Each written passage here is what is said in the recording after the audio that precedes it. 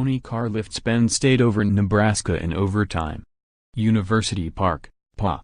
App. Tony Carr has had some nice second-half efforts lately. Penn State's top shooter saved most of his best stuff for overtime on Friday. Carr scored 9 of his 17 points, including a game-winning long jumper with 3 seconds left in overtime, and Penn State beat Nebraska 76-74 and secure Pat Chambers' 100th win as Penn State's coach on Friday night.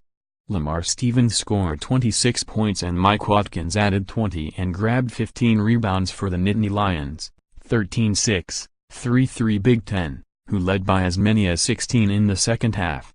But it was Carr, who notched 18 of 28 in the second half at Indiana on Tuesday, who wrestled control back with tough makes through crowds of defenders in the final 5 minutes. Tony had the guts to come out and hit some big shots for us when he didn't have the best shooting night, Chambers said. When Carr was working to find his shot, Stevens was taking over in a fashion that's become typical for him of late. The hybrid forward entered the game averaging 22 points over the last 3.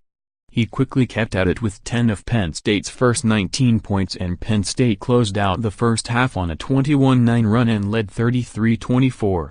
Nebraska made just 5 of its final 14 field goals in that span and finished the first half 9 for 32 from the floor. You can't just get blasted in the first half like that, Nebraska coach Tim Miles said. We have to be more prepared to battle with a guy who's a warrior like that because he just attacks the rim.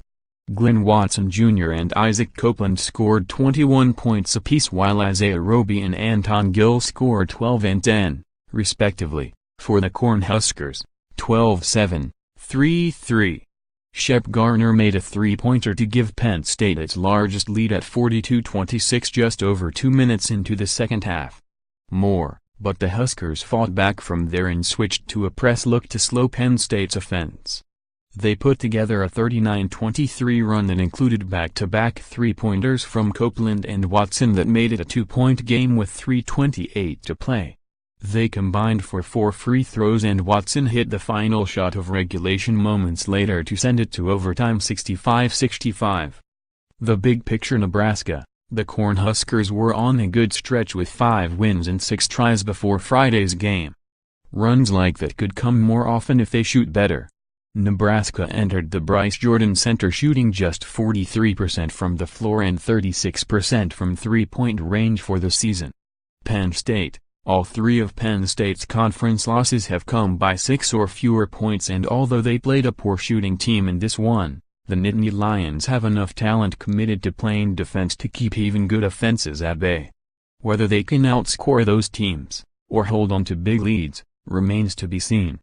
No Reeves. Penn State was again without its top defender as Josh Reeves sat out a second straight game for academic reasons. Reeves leads the team and is 15th nationally with 2.47 steals per game. He's chipped in 10.8 points per game, too. Awaiting word on Chimanga. Nebraska was without starting center Jordy Chimanga, who did not make the trip to Penn State as he mulls whether to transfer. Multiple outlets reported Chimanga's frustration with the way his season has unfolded. The 6'11" sophomore started all 18 games previously and was averaging 3.5 points and 5.1 rebounds over 15.2 minutes per game. Miles said he couldn't offer an update yet on Chimanga's status.